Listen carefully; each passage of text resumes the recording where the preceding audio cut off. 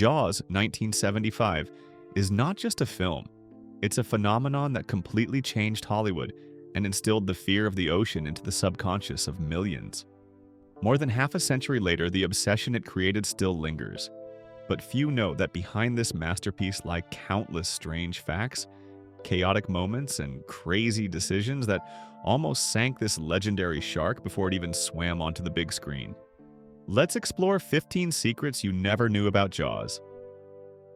What if cinema's most iconic melody, the one that has etched fear into the minds of millions, originated from a chuckle of surprise? When John Williams, the genius composer, first presented the demo for the main theme of Jaws to director Steven Spielberg, Spielberg's reaction was unexpected. He had anticipated something eerie and melodic, with a musical sound, but gruesome, almost otherworldly, like the space inside underwater. Instead, Williams simply tapped 2 fingers on the low keys of a piano.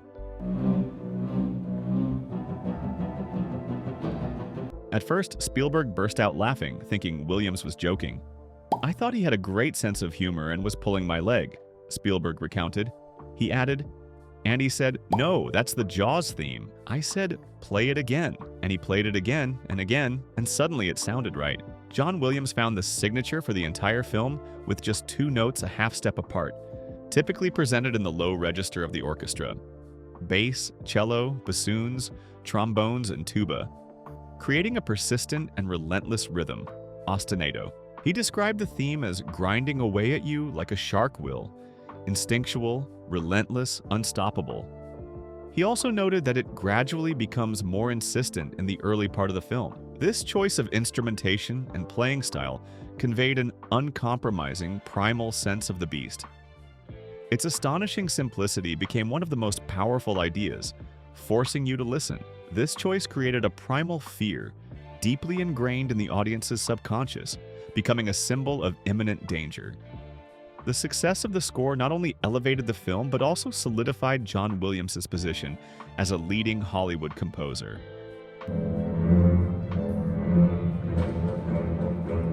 Leave a comment and let us know how that melody makes you feel. One would think the film's main star was a perfect killer, but few know that this sea monster was a real nightmare on set. To create the gigantic great white shark, the special effects team built 3 full-sized pneumatic mechanical models.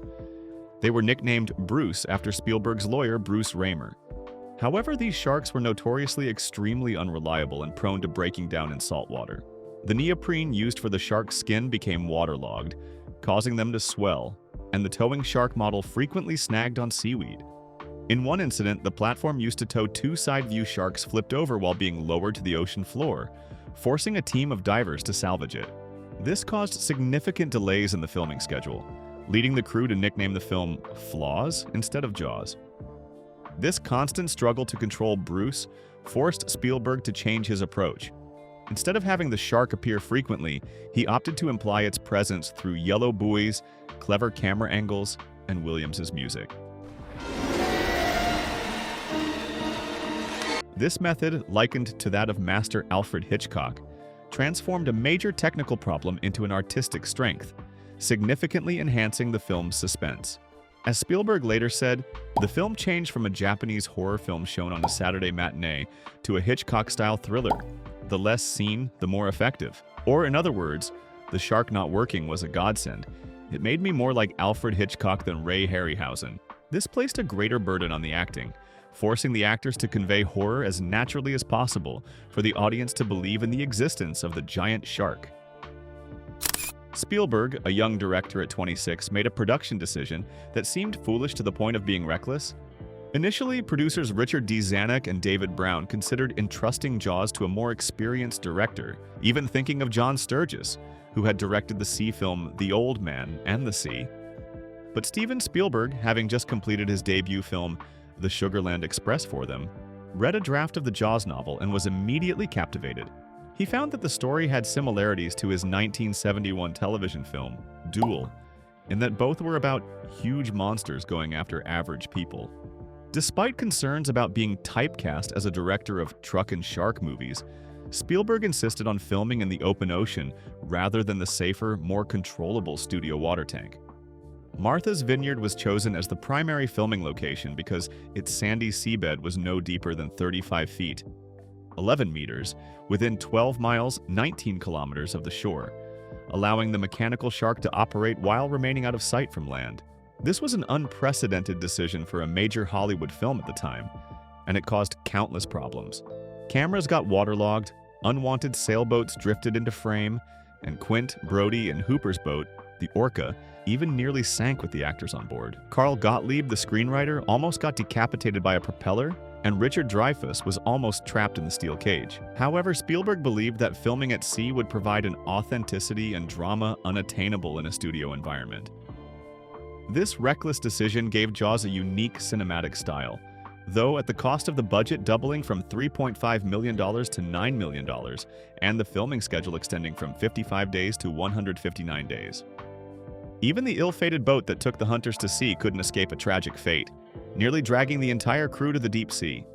During the challenging filming of Jaws, not only did the fake shark Bruce cause problems, but even the Orca, Quint's main fishing boat, encountered serious issues. To accommodate various shots, Joe Alves, the art director and production designer, and his team built two identical 42-foot Orca models, one for normal filming and another nicknamed Orca 2, designed without an engine and capable of sinking on command for the final scene. However, during one shot, the real Orca began to sink unintentionally, with the entire main cast, Roy Scheider, Robert Shaw, Richard Dreyfuss, and crew on board. This incident caused further delays and immense pressure on the already difficult production. David Brown, the producer, had to admit that the special effects costs alone had risen to $3 million just due to issues with the mechanical sharks. The sinking of the Orca also forced the crew to confront the real fear of the dangers of the open sea. However, it also contributed to the legend of the challenging filmmaking process of Jaws. This event only solidified Spielberg's belief that he was too naive about the ocean, and that the arrogance of a filmmaker thinking he can conquer the elements is just foolishness. Fortunately, no one was seriously injured in the incident, but it left a valuable lesson about human helplessness in the face of nature's power, a theme that runs throughout the film. There's a scene in the film that has become a cinematic legend, but its origin remains endlessly debated. Quinns' monologue about the sinking of the USS Indianapolis during World War II is one of the most powerful and memorable moments of Jaws. In this scene, Quint recounts his horrifying experience of surviving the sinking and witnessing hundreds of sailors being eaten by sharks for days. This scene not only reveals Quint's painful past, but also elevates the film from mere entertainment to a profound human tragedy about confronting primal fear. However, there is much debate about who actually wrote this brilliant speech. Steven Spielberg described it as a collaboration between three people: Howard Sackler, the Tony and Pulitzer Prize-winning playwright, who turned 3/4 of a page of speech into a monologue; John Milius, who edited that section; and Robert Shaw himself, who played Quint, also a talented playwright, who rewrote a portion. Carl Gottlieb, the primary screenwriter, mainly credited Robert Shaw while downplaying Milius's contribution.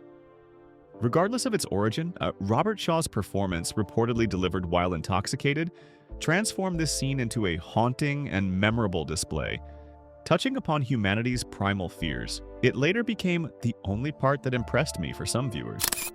Spielberg wanted something more philosophical, but Williams recognized the film's true nature and completely changed the director's vision. When Steven Spielberg showed John Williams the first cut of Jaws, he used temp music from another of Williams's films. Images, 1972, to make the shark seem intellectual and more important than it was. Spielberg was in Hawaii when Williams called him after seeing the cut. Williams, with his keen insight into cinematic language and ability to understand a film's real needs, outright rejected the idea. He said, "Oh, darling boy, no, it's a pirate movie. It's a shark and survivors. Images is not the right sound for this movie. Let me go to work on something and I'll present it to you when I found the music." Spielberg listened, trusted his collaborator, and gave Williams creative freedom. This mutual trust led Williams to create a score that was not merely horrific, but also adventurous, with fun and entertaining elements like in pirate films, while still maintaining suspense. This is a testament to the special artistic relationship between Spielberg and Williams, where unconditional trust created magic. Williams later said that Jaws itself launched his career. Even with his genius vision, Spielberg faced the risk of being permanently blacklisted by Hollywood. The production of Jaws was not only difficult but also became a true nightmare for Steven Spielberg. Initially, the film was planned with a budget of $3.5 million and a 55-day shooting schedule. However, due to continuous problems with the mechanical sharks, filming on the open sea, and Spielberg's perfectionism, the film went over budget and schedule at a terrifying pace. The final budget reached $9 million, and principal photography lasted 159 days, exceeding the initial projection by 100 days.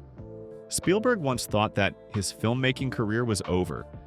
He heard rumors that he would never work again because no one had ever made a film that went 100 days over schedule. Frustrated crew members nicknamed the film Flaws instead of Jaws.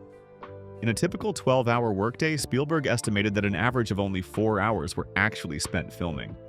However, these very difficulties forced Spielberg to be more creative, leading him to focus on implying the shark's presence rather than showing it directly, a decision that elevated the film. Despite being obsessed by the production process, the resounding success of Jaws transformed Spielberg into a key figure of the new Hollywood movement and a millionaire before the age of 30. There was a mayor who prioritized economic gain over human lives, creating an incredibly central conflict. In Jaws, Mayor Larry Vaughn, Murray Hamilton, becomes an antagonist not because he is evil, but because of his thoughtlessness and selfishness. After the first shark attack killed Chrissy Watkins, Police Chief Martin Brody wanted to close the beaches to ensure public safety. However, Vaughn pressured Brody to reconsider, fearing that closing the beaches would severely impact Amity Island's tourism and economy during the summer. Even after the second attack, which killed young Alex Kintner at a crowded beach, Vaughn still refused to completely close the beaches, only agreeing to increase safety precautions. Critics have pointed out that Vaughn represented a completely understandable impediment, a person acting for the welfare of the town and fully aware of the importance of summer trade to the economic survival of the town. Murray Hamilton's performance created a character who was impossible to ignore, a detestable yet very human and believable villain. The conflict between Brody and Vaughn highlighted the theme of human weakness and vulnerability in times of crisis, especially when stubborn male figures held power. Vaughn's character development, from dismissing the threat to being completely broken in the hospital when Brody's son was also injured, was excellently portrayed. The film brought him to the pinnacle of fame, but it became the greatest remorse of his life. Peter Benchley, author of the 1974 novel Jaws, drew inspiration from real events, particularly a series of shark attacks off the New Jersey coast in 1974-1916, and fisherman Frank Mundus's catch of a gigantic 2-ton shark off Long Island in 1964. His book was a huge success, spending 44 weeks on the bestseller list, selling over 9.5 million copies in the US and 20 million worldwide before being adapted into the classic film. However, the success of Jaws created a negative Jaws effect, leading millions to believe that sharks were gratuitous, bloodthirsty predators and causing a wave of indiscriminate shark hunting. Coupled with limited knowledge about animals in the 70s, the idea that sharks were enemies of humans increased significantly, and they began to be hunted indiscriminately. Even the U.S. National Oceanic and Atmospheric Administration at the time declared sharks a nuisance species, allowing fishermen to catch and kill all types of sharks until marine ecosystems suffered severe decline. Benchley spent his later years campaigning for shark conservation, writing books and using his television and conference fame to change this negative perception. He publicly expressed deep regret. Now, if I had to write Jaws, I couldn't write it. Or at least the book would be very different and probably less impactful. Currently, I cannot describe sharks as a monster, a predator that only bites people and ships. Sharks currently cannot be viewed as an assassin, but on the contrary, it is a victim of humans. He even estimated that for every human life lost to a shark, 4.5 million sharks were killed by humans. Not just the author, but even this great director has publicly apologized for the unforeseen consequences of his work. Steven Spielberg, who brought Jaws to the big screen, also shared Peter Benchley's regret. In a December 2022 interview on BBC's Island Discs, Spielberg admitted, That's one of the things I still fear. Not being eaten by a shark, but sharks somehow angry with me for the crazy shark hunting craze that happened after 1975. He continued, "To this day, I regret the decimation of the shark population because of the book and the film. I truly, truly regret it." This regret from Spielberg emphasizes the immense influence of cinema, not only in entertainment, but also in shaping public perception and behavior towards the natural world. Although Jaws was a resounding cinematic achievement, its unintended impacts on shark populations have become a strong reminder of filmmakers' responsibility. Conservation organizations still face significant difficulty in convincing the public that sharks need protection, partly due to the prejudices the film instilled. Since Jaws was released in 1975, shark populations have tragically declined, with over 100 million sharks killed each year. From a risky and nearly canceled project, Jaws became the hit that shook the entire film industry. Before Jaws, Hollywood studios typically saved their biggest films for the year-end holiday season, while summer was primarily a dumping ground for lower-quality movies. However, Universal Pictures decided on an unprecedented, bold strategy. Release Jaws simultaneously in over 400 theaters, precisely 464 theaters in North America, on June 20th, 1975, accompanied by a massive marketing campaign, particularly national television advertising, costing $700,000 for a total of $1.8 million in marketing. This strategy went against the popular notion at the time that wide releases were only for low-quality films to make quick money before bad word spread. But Jaws broke that rule. It not only became the first film to surpass the $100 million mark at the box office, but also created a super blockbuster phenomenon. Its success reshaped Hollywood's profit expectations and gave birth to the concept of the summer blockbuster. Big-budget, heavily promoted films released in the summer to attract mass audiences. According to critic Tom Schoen, in 1975, summer moviegoers accounted for only 32% of annual total revenue. But by 1996, that number had nearly doubled. The success of Jaws, along with Star Wars 2 years later, marked the end of the new Hollywood era, opening a new era for the US film industry. Don't go anywhere! The next part will reveal the secret behind a scene that changed the entire script and a talented female film editor who saved the movie from disaster. When the film was unbelievably chaotic, a talented woman transformed it into a thriller, every second suspenseful. During the chaotic filming of Jaws, editor Verna Fields, affectionately called Mother Cutter by Spielberg, played an incredibly crucial role in saving the film. With Spielberg only managing to shoot an average of 4 hours of footage per day in a 12-hour workday, Fields often lacked sufficient material to work with. According to Spielberg, we would shoot 5 scenes on a good day, 3 scenes on an average day, and no scenes on a bad day. However, Fields' talent truly shone in post-production. She not only completed the editing, but also reconstructed some scenes that Spielberg initially edited to be funny into scary scenes and vice versa, and some scenes he shot to be scary and turned them into funny scenes. Fields' subtlety in pacing and building tension helped transform disparate shots into a cohesive and compelling story, especially in creating a sense of tension even when the shark was not visible, thanks to her ability to edit a movie like a clock. Her role was so important that the film won the Oscar for Best Film Editing, a testament to her extraordinary ability to turn a potential B-movie into an A-plus movie. The Motion Picture Editors Guild ranked Jaws as the 8th best-edited film of all time. A terrifying scene entirely off-script changed the fate of a main character. The scene where Hooper, Richard Dreyfuss, dives into the sea in a protective shark cage and is attacked by a shark was shot using real great white shark footage captured by Ron and Valerie Taylor off Dangerous Reef in South Australia. To create the illusion of a giant shark, they hired a dwarf actor wearing a miniature shark cage suit. What no one expected was that during filming, a real gigantic great white shark attacked the cage with no one inside. This footage was so impressive that Spielberg wanted to include it in the film at all costs. However, the original script, like the novel, had Hooper being killed by the shark in the cage. To use this authentic footage, the script had to be completely changed for Hooper to escape the cage and survive, finding refuge from the hungry monster. Production manager Bill Gilmore stated, "The shark in Australia rewrote the script and saved Dreyfuss's character."